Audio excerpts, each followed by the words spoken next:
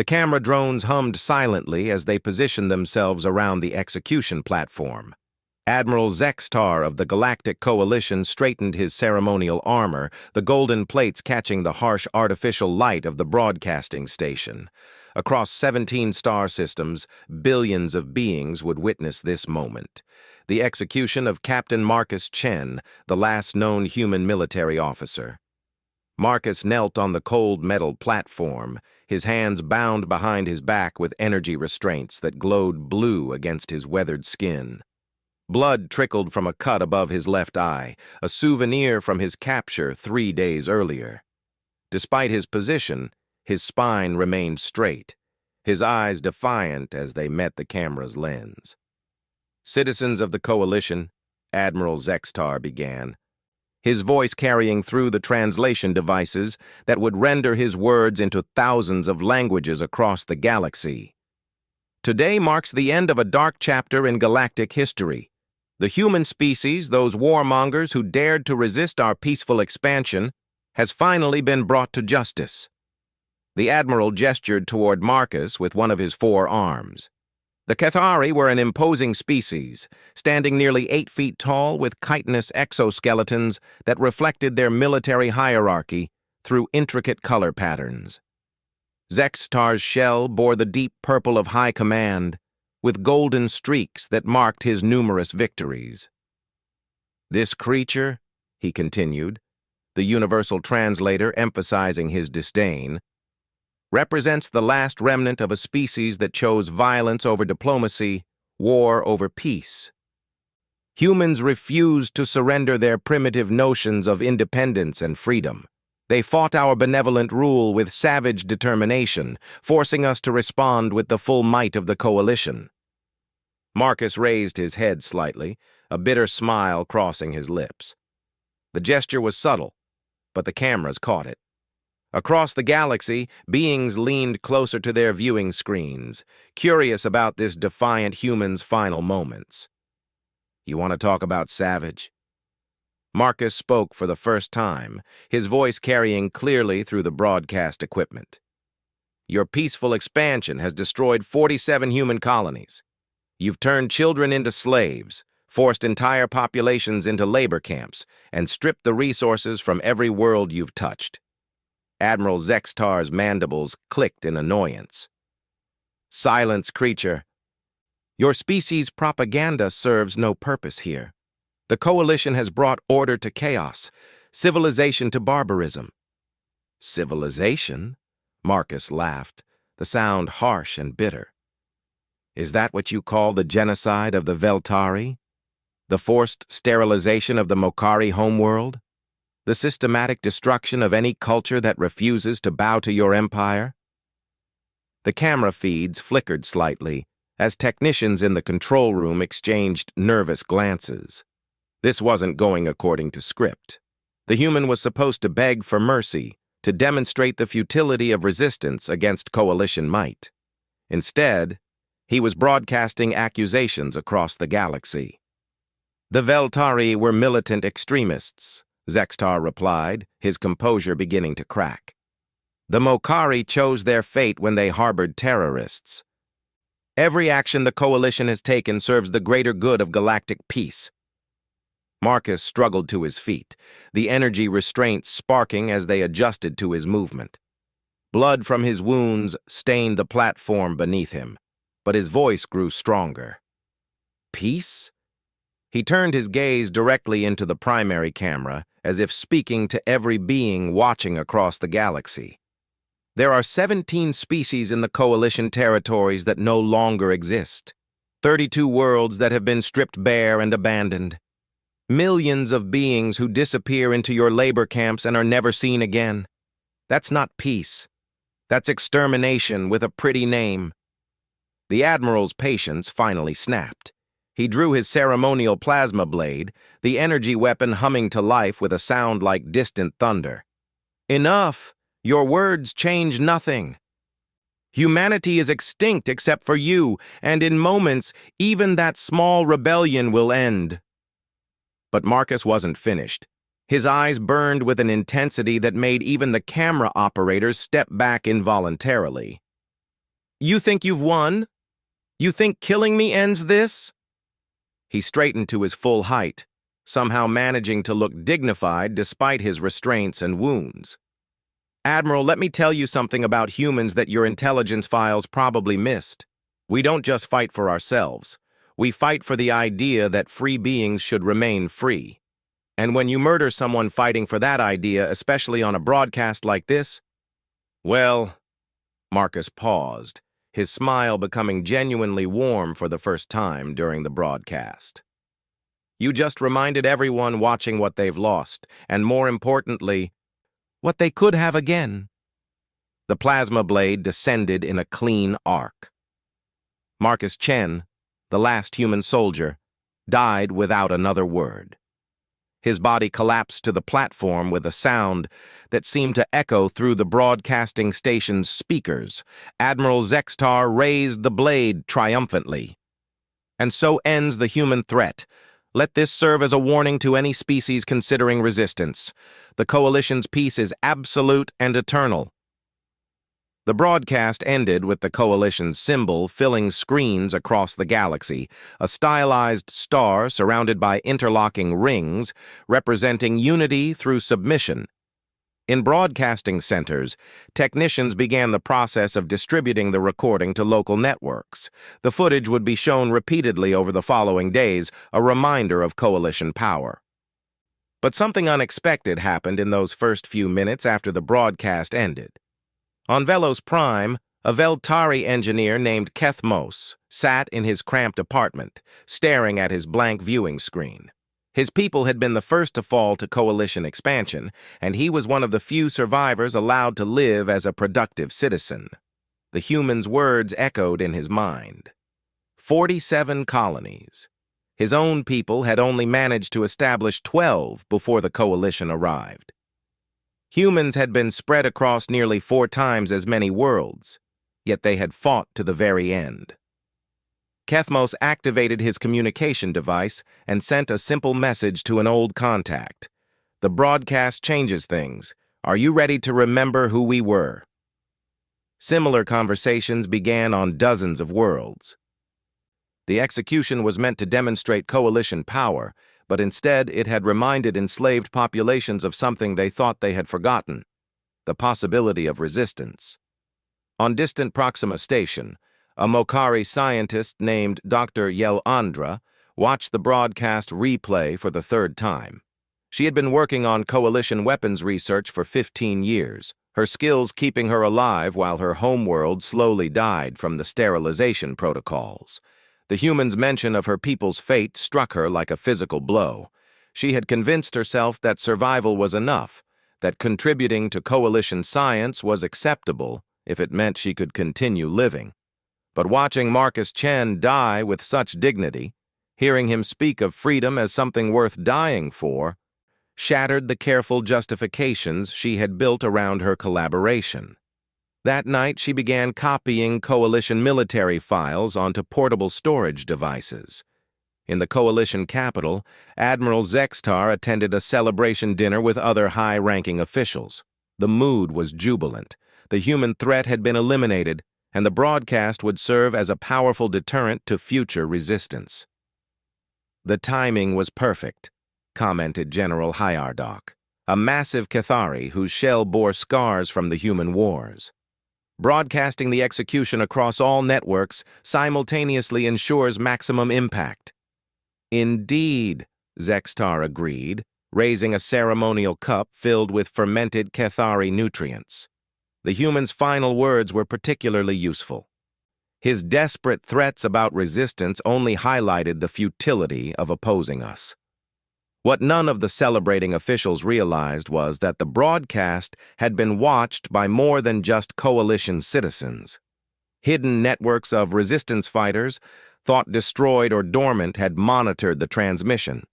The execution of Marcus Chen became a rallying cry that spread through underground channels faster than Coalition intelligence could track. Within 6 hours of the broadcast, encrypted messages were flowing between resistance cells on 43 different worlds. The messages were simple, often just a few words. Remember the human. The flame still burns. 7 minutes. The reference to 7 minutes puzzled Coalition intelligence analysts when they began intercepting fragments of these communications. They assumed it referred to the duration of the execution broadcast, not realizing that it represented something far more significant. In hidden bunkers and abandoned mining stations across the galaxy, beings who had given up hope began to remember what they had once fought for. The human's death had accomplished something his life could not. It had united the scattered remnants of dozens of defeated species under a single banner of rebellion.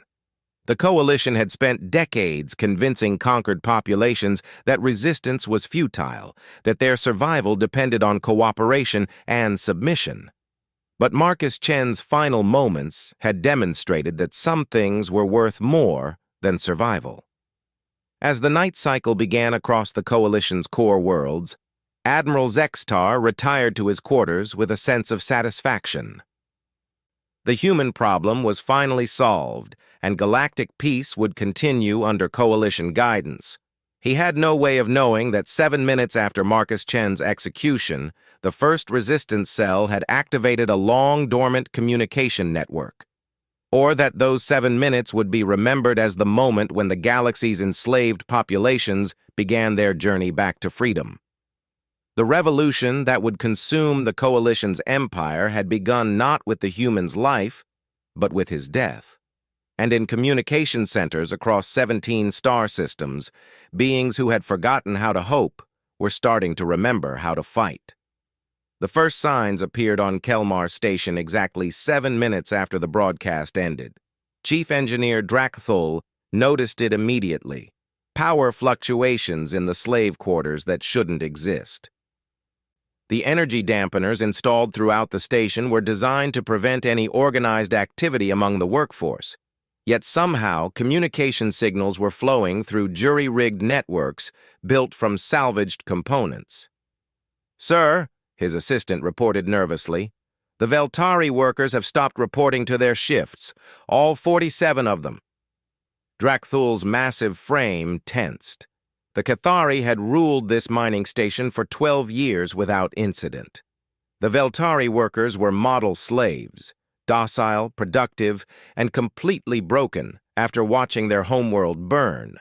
Their sudden absence was impossible, but impossible was becoming common across Coalition space. On the industrial world of Farron IV, factory supervisor Zelmach discovered that his Mokari workers had vanished during the night shift.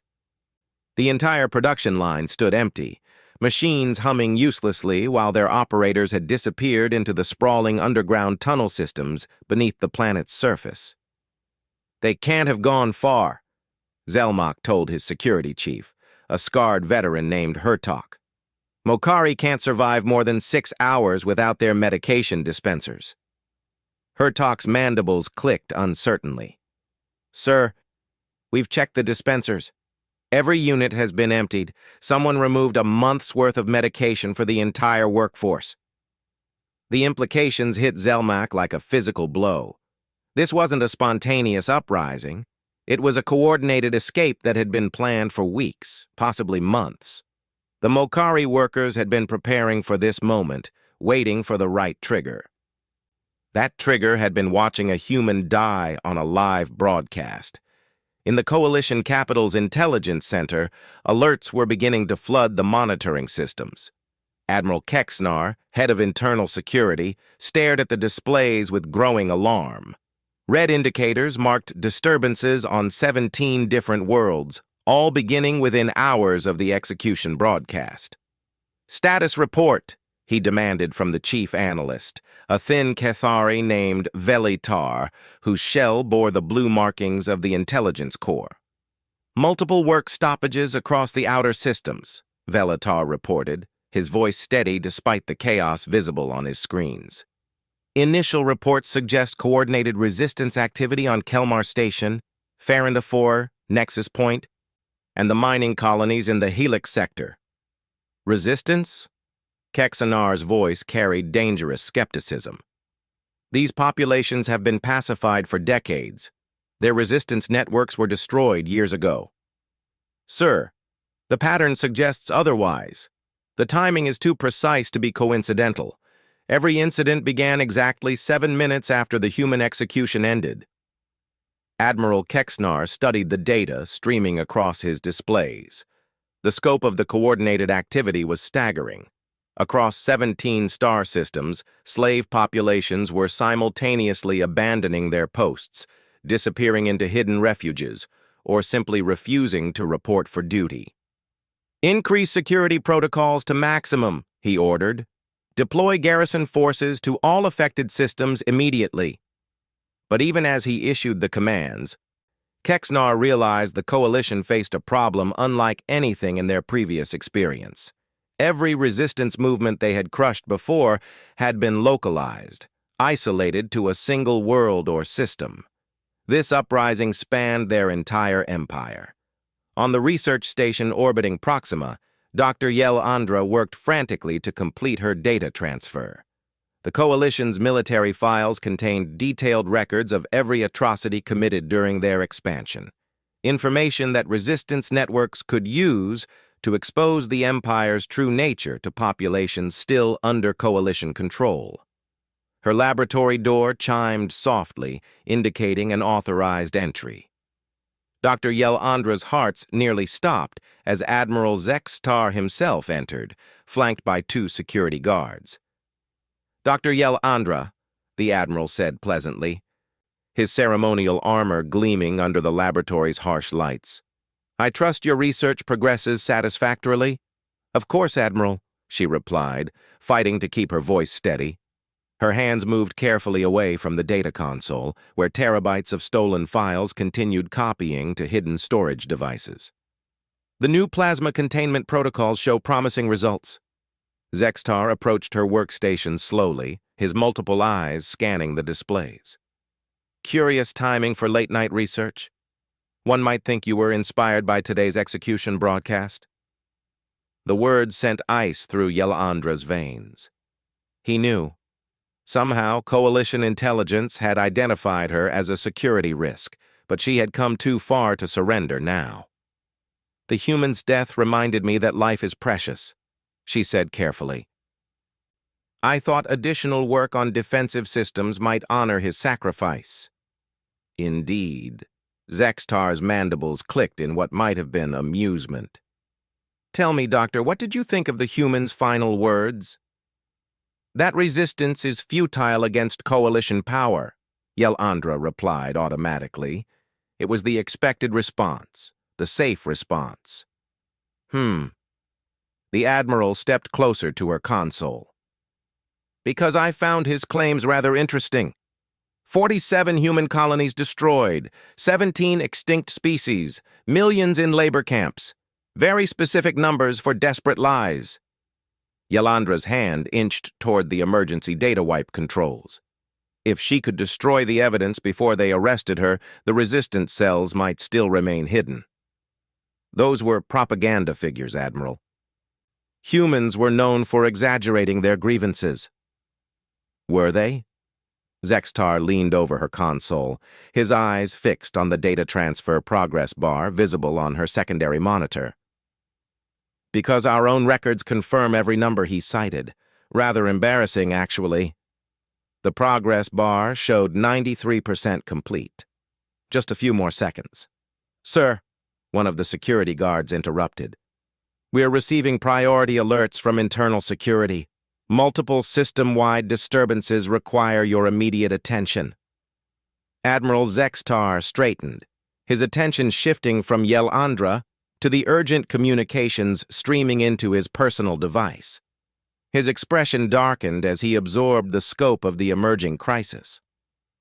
"It seems the human's death has had unexpected consequences," he muttered. "Doctor, you will remain in your laboratory until further notice. Guards, establish a security perimeter." As Zek-Star hurried from the laboratory, Yel-Andra allowed herself a brief moment of relief. The data transfer completed just as the security guards took positions outside her door. Thousands of classified files were now copying themselves through hidden networks to resistance cells across the galaxy. The information included detailed records of coalition military strength, the locations of hidden prison facilities, and most importantly, the communication protocols used by coalition command. Armed with this intelligence, resistance groups could coordinate their activities and avoid the surveillance networks that had destroyed previous uprisings. On Veltaran 7th, the last surviving members of the Veltari resistance movement emerged from deep underground bunkers where they had hidden for 15 years. Their leader, an elderly warrior named Kethmos, stood before a gathering of 43 survivors, all that remained of a species that had once numbered in the billions. "The human kept his promise," Kethmos announced, his voice carrying clearly through the cavern they called home. "His death has awakened the galaxy." The assembled Veltari listened in silence as their leader described the intelligence reports flowing through their communication networks.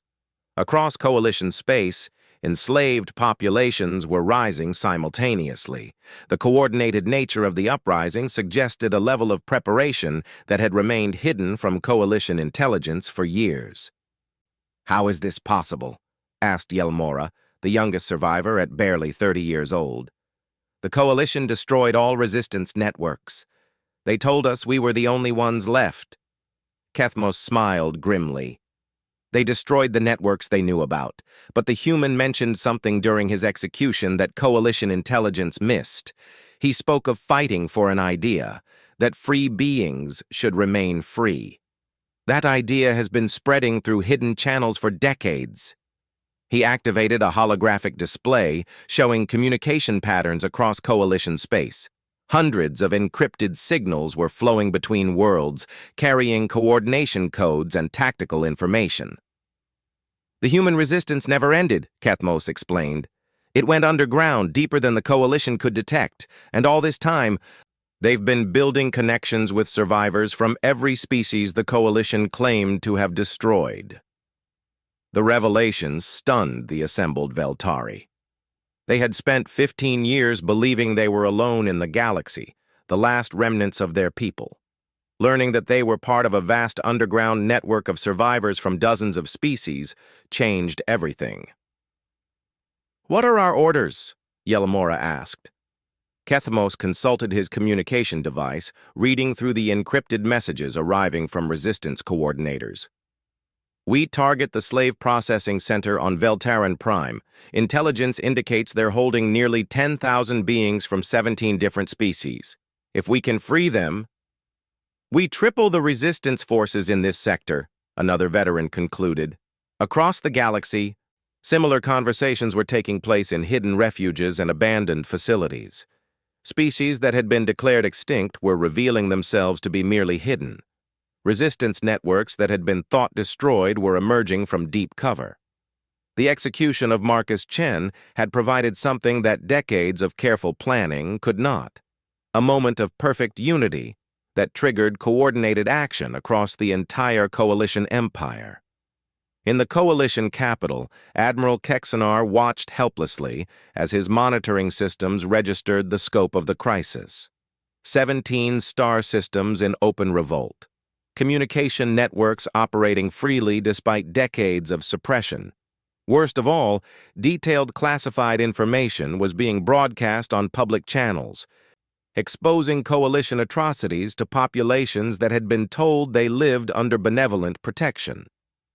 "Sir," his chief analyst reported, "we're detecting organized military resistance on 43 worlds. These aren't random uprisings. Someone has been coordinating this for years." Kexanar stared at the tactical displays showing coalition forces spread thin across 1,000 worlds, now facing simultaneous threats on dozens of fronts.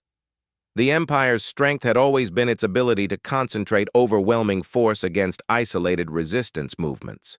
But this uprising was different. It was everywhere at once. "Deploy the siege fleets," he ordered. "Full orbital bombardment authorization for any world that cannot be retaken within 72 hours. It was the coalition's ultimate response. Genocide on a scale that would make their previous atrocities seem minor. But as the orders went out through official channels, They were also intercepted by the hidden networks that Dr. Yelandra had helped expose. Within minutes, resistance cells across the galaxy knew exactly what was coming. And for the first time in decades, they were ready to fight back with coordination, intelligence, and the burning determination that the death of one brave human had ignited in billions of enslaved beings. The galaxy was about to discover that some flames, once lit, could never be extinguished. Admiral Kexnar stood in the Coalition's war room, watching his empire burn. The tactical displays showed a cascade of red indicators across 17 star systems. Every major world was reporting active resistance, coordinated attacks, and in some cases, complete loss of contact with Coalition authorities. "Report," he demanded of General Hyardoc, who had just returned from the emergency fleet deployment. "Sir, the situation exceeds all projections," Hyardoc replied grimly. "The Kelmar Station mining facility has been completely overrun. Security forces report that the Veltari workers had somehow acquired military-grade weapons and detailed knowledge of our defensive positions." "Impossible. The Veltari were disarmed decades ago." "Evidently not, sir. They've also freed over 8,000 slaves from the processing centers and disappeared into the asteroid fields. Our pursuit fleets can't locate them." Kexanar's mandibles clicked in frustration.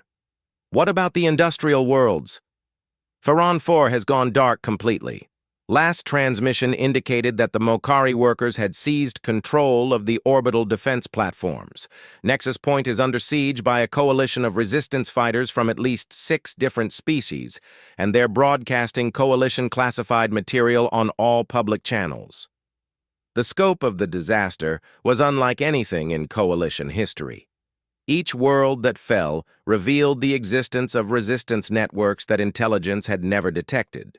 Worse, the rebels were using sophisticated equipment and tactics that suggested years of preparation.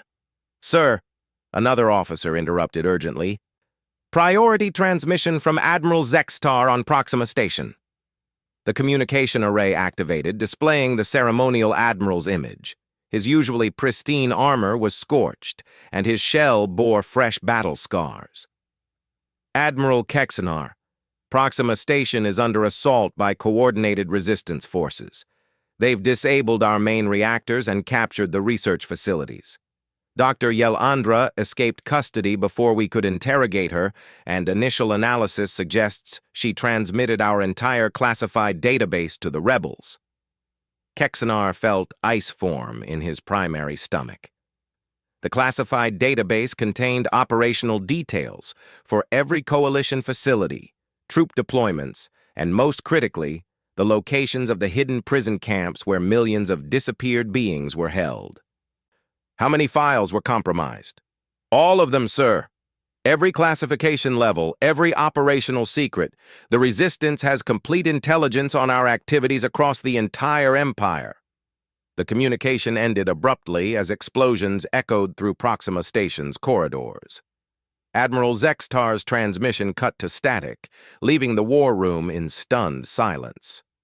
On the research station, Dr. Yelandra moved through corridors filled with smoke and emergency lighting.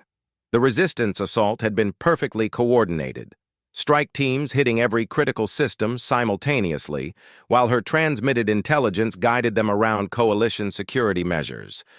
She found the station's central computer core defended by a handful of Coalition guards who surrendered immediately when faced with the overwhelming force of the Liberation Army. Most were just conscripts from member species, fighting not out of loyalty, but because they had never been given another choice. "Dr. Yelandra," called a familiar voice. She turned to see Kethmos, the Veltari resistance leader, approaching with a squad of mixed-species fighters. "Your intelligence proved invaluable. We've secured the station with minimal casualties." "What about Admiral Zextar?" "Captured alive, along with his senior staff. They're being held for war crimes trials." Kethmos paused, consulting a communication device. "Your data transmission has triggered liberation operations on 67 worlds." Hidden prison camps are being freed faster than coalition forces can respond. Yalandra allowed herself a moment of satisfaction before focusing on the larger picture. The coalition will retaliate with orbital bombardment. They'll destroy entire worlds rather than lose control. We're counting on it, Kethmos replied grimly. Every destroyed world will demonstrate to the remaining coalition member species what their empire really represents. The facade of benevolent protection dies with every civilian they murder. The strategy was brutal but effective. For decades, the coalition had maintained control by convincing member species that they provided security and prosperity. But when faced with widespread rebellion, their response revealed the violence that had always lurked beneath their peaceful rhetoric. On Velterran Prime, the massive slave processing center that had once held 10,000 beings stood empty. The liberation had taken less than 4 hours, with resistance fighters using detailed facility plans provided by Dr. Yelandra's intelligence cache. The freed prisoners included survivors from 43 supposedly extinct species. Among them was Commander Sarah Mitchell, one of 13 humans who had been kept alive for interrogation purposes. She stood before a gathering of liberated beings from across the galaxy, her voice carrying clearly through the translation devices. Marcus Chen died believing that his sacrifice would matter, she began. He told me once that humans had learned something important during our war with the Coalition, that the idea of freedom is more powerful than any weapon. The assembled crowd listened in reverential silence. Humans had become legends during their resistance against Coalition expansion, the only species to successfully resist for more than a year. Learning that some had survived gave hope to beings who had begun to believe that victory was impossible. The Coalition made a critical error when they broadcast his execution, Sarah continued. They thought they were demonstrating their power, but instead they reminded every enslaved being in the galaxy what they had lost. More importantly, they showed that resistance is never futile. It's just waiting for the right moment. In the crowd, Yelmora raised her hand tentatively. Commander, what happens next? Even if we've won these victories, the Coalition still has siege fleets and orbital bombardment capabilities. Sarah smiled grimly. Then we make sure they use them. Every world they destroy to maintain control will turn 3 more against them. The Coalition's strength has always been the illusion that resistance is hopeless. Once that illusion breaks completely, their empire collapses. She activated a holographic display showing communication networks spanning the galaxy. The underground resistance that Marcus helped create isn't just military, it's political, social, and economic. We've spent decades building alternative systems that can function without Coalition infrastructure. When their empire falls, we'll be ready to replace it with something better. The display showed liberated worlds establishing communication links with systems still under Coalition control. Resistance broadcasts were reaching populations that had never heard opposing viewpoints, exposing them to the reality of their situation. In the Coalition capital, Supreme Commander Vorthak faced a crisis that threatened the very foundation of their civilization. Reports streamed in from across the Empire, worlds in open revolt, fleets defecting to join the rebellion, and Coalition member species beginning to question their government's policies. Sir, his chief aide reported nervously, we're receiving defection notices from the Helix Confederation, the Outer Rim Alliance, and the Centaurus Union. They're withdrawing from Coalition membership and declaring neutrality. Neutrality? Vorthak's massive frame trembled with rage. There is no neutrality. They are either Coalition members or enemies. Sir, if we attack neutral member species, it will confirm the resistance propaganda about our oppressive nature. And if we don't attack them, it confirms our weakness. Vorthak slammed his primary fist onto the command console. Order the siege fleets to begin planetary bombardment of all rebel worlds. Full sterilization protocols. The order went out through Coalition military channels, authorizing the destruction of entire civilizations. It was the Empire's ultimate expression of power, the willingness to commit genocide rather than accept defeat. But the hidden networks that Dr. Yalandra had exposed meant that resistance forces received the bombardment orders at the same time as coalition military units. More critically, the orders were also transmitted to coalition member species who had remained loyal, showing them exactly what their empire was willing to do to maintain control. The first siege fleet to reach a rebel world was the Fourth Armada, commanded by Admiral Terjak. As his ships took positions around the liberated world of Farron IV, he received final bombardment authorization from Supreme Command. "Sir," his weapons officer reported, "targeting systems are locked on population centers, awaiting orders to commence planetary sterilization." Admiral Terjak stared at the world below, a planet where 8 billion beings lived and worked, including millions from his own species who had been conscripted into coalition labor forces. The bombardment would eliminate the resistance, but it would also murder every innocent being on the surface. "Admiral," the weapons officer prompted. "Signal the fleet," Terjak said quietly. "Stand down all weapon systems. Transmit unconditional surrender to the resistance forces." The weapons officer stared in shock. "Sir?" "You heard me. We're joining the rebellion." Similar scenes played out across coalition space as military commanders faced orders to commit genocide against populations that included their own people. Some followed orders, but many more chose to defect rather than participate in mass murder. Each defection brought coalition warships and trained personnel into the resistance, fundamentally shifting the balance of power.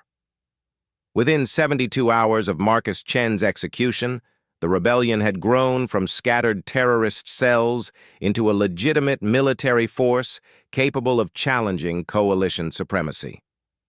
On the coalition capital world, Supreme Commander Vorthok watched his empire disintegrate in real time. Half his fleet had defected or gone missing. 17 star systems were in open revolt. 36 member species had declared independence.